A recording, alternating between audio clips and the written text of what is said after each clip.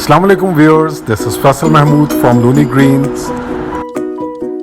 आज हम आपको पाकिस्तान की सबसे मशहूर हेरिटेज शाही किला की सैर कराएंगे जो कि लाहौर में वाक़या है।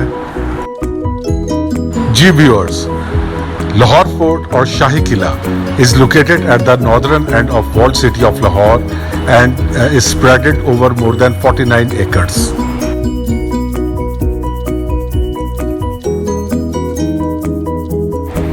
जब हम रोशनाई दरवाजे से शाही किला में एंटर हुए तो वसीओ अरीज बिल्डिंग मुगल बादशाहों की शान और शौकत की याद ताज़ा कर रही थी।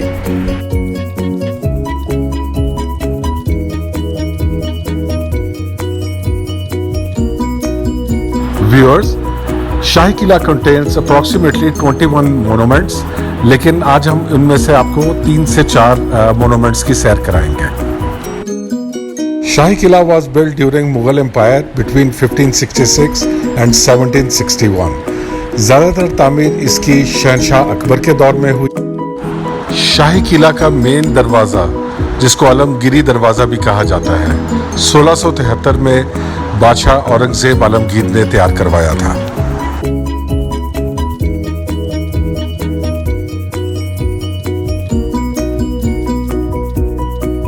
आलमगीरी दरवाजा को एलिफेंट गेट भी कहा जाता है। चूंकि उस जमाने में मेन सवारी हाथी थी तो बादशाह इस दरवाजे से हाथी पर बैठ के किला में एंटर होते थे। अगर आप इन स्टेयर्स पे भी देखें तो इनके स्टेप्स बहुत खुले खुले हैं, चूंकि ये हाथी की सवारी यूज करते थे और इन्हीं के ऊपर बैठ के ऊपर आते थे, तो इनके स्टेप्स भी बहुत खुले खुले बनाए गए थे।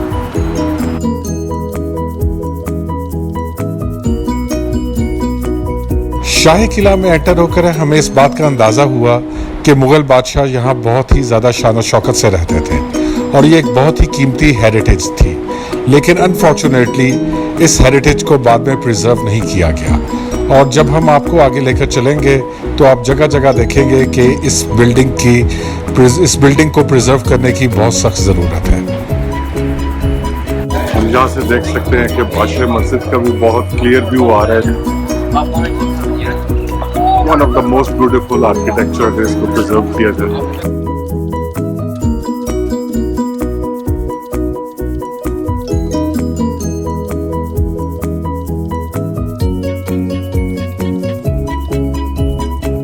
व्यूअर्स, शाही किला की सैर करने के लिए वहाँ से हमने एक लोकल गाइड भी हायर किया जिसका नाम एहसन था। उसने हमें 2 से 3 घंटे इस किला की भरपूर सैर कराई और एक एक तफसील से आगाह किया।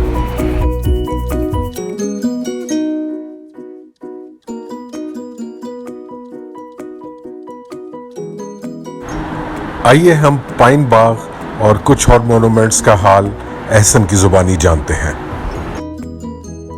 ये मुगल बादशाह शाहजहां ने रॉयल लेडीज़ के लिए 1632 में इसकी तमीर करवाई। ये स्पेशली सिर्फ और सिर्फ रॉयल लेडीज़ के लिए अलॉट किया गया था।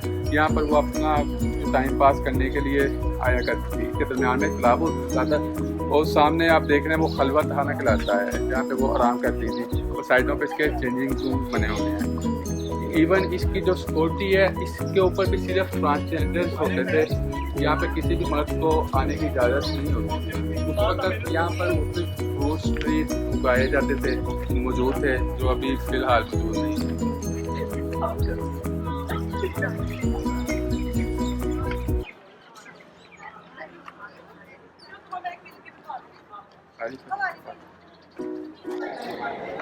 ये शाहजहां का बनाया हुआ दीवाने खास है जो 1617-18 में इसकी तमीर करवाई गई। ठीक है, ये इसे दीवाने खास इसलिए कहा जाता है कि ये सिर्फ खास लोगों की अलाउ किया जाता था मीटिंग्स के लिए और स्टेट मैटर्स यहाँ पे डिस्कस हुआ करते थे।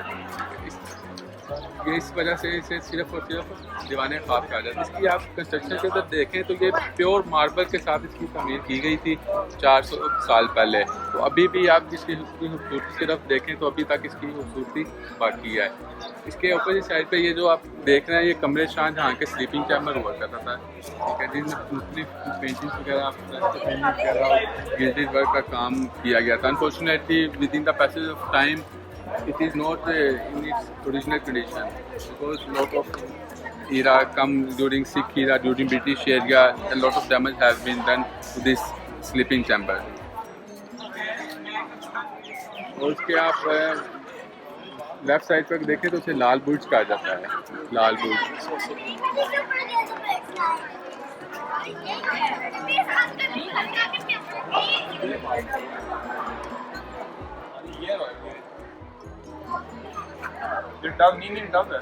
ये रॉयल हमाम है, शाही हमाम, ठीक है।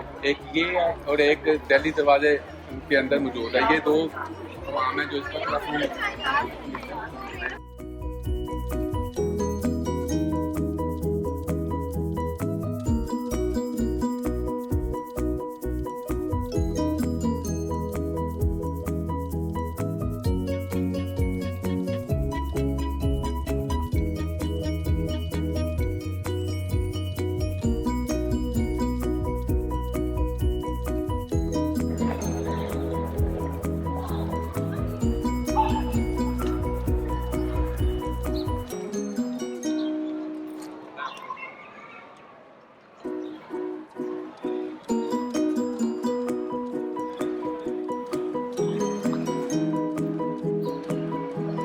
ये जी हम दीवाने खास के अंदर एंटर हुए हैं। आप कह सकते हैं उस वक्त का एस्टेब्लिशमेंट।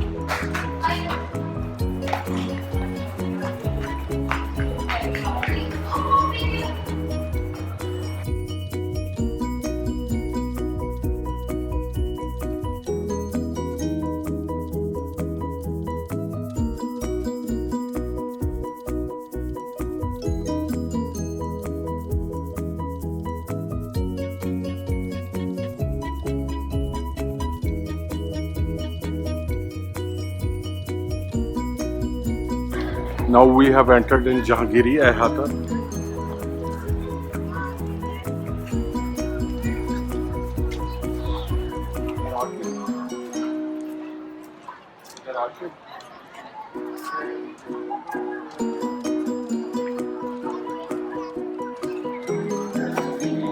इस वक्त हम जहांगीरी हादसे के अंदर मौजूद हैं। ये मुग़ल बादशाह अकबर ने इसकी तमीर शुरू करवाई थी और जो इसको मुकम्मल करवाया था उसके बेटे जहांगीर ने। 1617-18 में इसकी तमीर शुरू हुई है, मुकम्मल किया। इसके जो नोट के जानिब आप देख रहे हैं वो उसकी मेन इमारत हुआ करती थी, जिसे जहांगीर अपने सिटी चैम्बर के तौर पर यूज़ करते थे। वो सामने बनी इसके राइट और लेफ्ट आप देखें कि कमरों की दीवारें आपको नजर आ रही होंगी। इन दिलानों में आप देखें कि जो है रेड सैंडस्टोन स्केड है, ये एक हिंदू टेंपल आर्किटेक्चर को जाहिर करता है। आप उसकी तरफ देखें कि जो कार्ड कॉलम्स हैं और एनिमल फिगर्स बने हुए हैं, ठीक है। उस तरफ देखें एनिमल फिगर्स और कार्ड कॉलम है, ये हिंदू टेंपल और हिंदू आर्किटेक्चर को जाहिर करते हैं। क्योंकि मुगल बादशाह अकबर थे, वो एक टॉलरेंस की पॉलिसी पे यकीन रखते थे। उनकी एक बीवी भी थी, जोधा जी के साथ उन्होंने शादी की हुई थी, वो हिंदू रिलीजन से ताल्लुक़ रखती थी। उनकी कैबिनेट में भी बहुत से हर मज़हब से, हर नस्ल से ताल्लुक़ रखने वाले लोग मौजूद होते थे, जिनसे वो सरकारी करवाया करते थे। उनसे पूछा करते थे कि आप हमें अपने मज़हब के बारे में बताएँ। जहांगीर मुग़ल दौर के बाद जब यहाँ पे सिखों का कब्ज़ा हुआ तो सिखों ने इस इमारत को जो जहांगीर के अंदर है इसे अपने के तौर पर हरम के तौर पर यूज़ किया। उसके अलावा एक खड़क सिंह की हवेली इस हादसे के अंदर ऐड की गई। तो सामने उस तरफ वो खड़क सिंह की हवेली, वो उधर कंस्ट्रक्शन का काम चल रहा है, इस वजह से वो अभी क्लोज है। इसके बाद यहाँ पे ब्रिटिश आ गए। ब्रिटिश जब आए तो इमारत को, यही वाली इमारत है जो इसे आर्मोरी के तौर पर इस्तेमाल किया, यहाँ पे अपने मसला वगैरह रखते थे। और एक हॉस्पिटल डिस्पेंसरी कायम की गई। और ये जो कमरे हैं साइडों पे आप देख रहे हैं, रेजिडेंशियल यूनिट ब्रिटिश ने बना दिया था, एक सिंगल रेजिडेंशियल यूनिट उनके मिलिट्री ऑफिसर्स के लिए। और दरमियान में आप जो दरमियान में एक चौकोर कलर की एक महताबी है जो मार्बल से बनी हुई है, ठीक है। इसको एक डांसिंग गर्ल्स के तौर पर म्यूजिशियंस के लिए इस्तेमाल किया जाता था। इस बाग के अंदर माजी में VIP डिनर्स हुआ करते थे और पीकॉक्स एंड डियर्स के शो भी हुआ करते थे।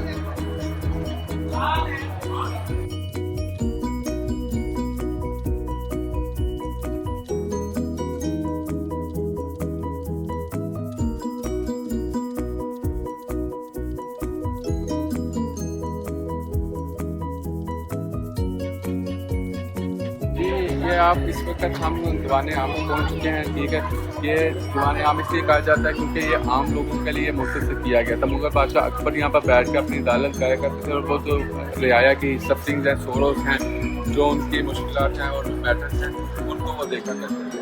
तो ये 40 पिलर की एक दीवाने आम की इमारत तमीर की गई थी और इसी तरह की एक इमारत आगरा के अंदर भी तमीर की गई थी। अनफॉर्चुनेटली ये इस वक्त जो इमारत है, इसका जो छत है वो अपनी असल कंडीशन में मौजूद नहीं थी। इसे ब्रिटिश दौर में दोबारा रिकंस्ट्रक्ट किया गया, लेकिन जो आगरा की है इमारत वो अपनी असल हालत में मौजूद है।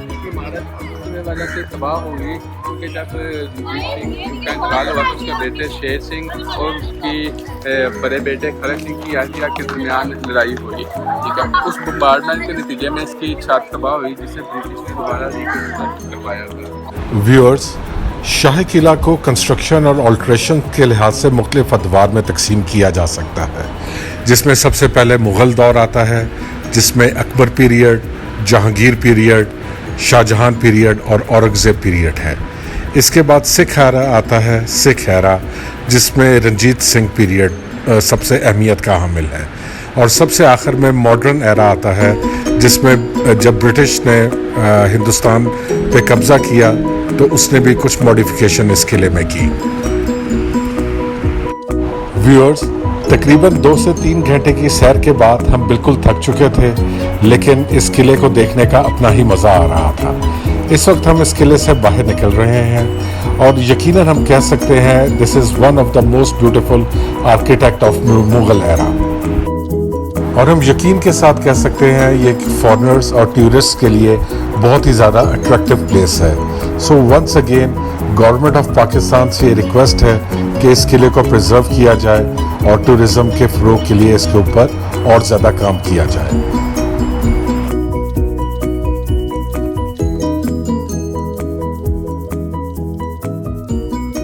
Viewers, stay tune with us. अगली वीडियो में हम आपको इसी शाही किला के एक बहुत इंपॉर्टेंट मोनूमेंट शीश महल की सैर कराएंगे।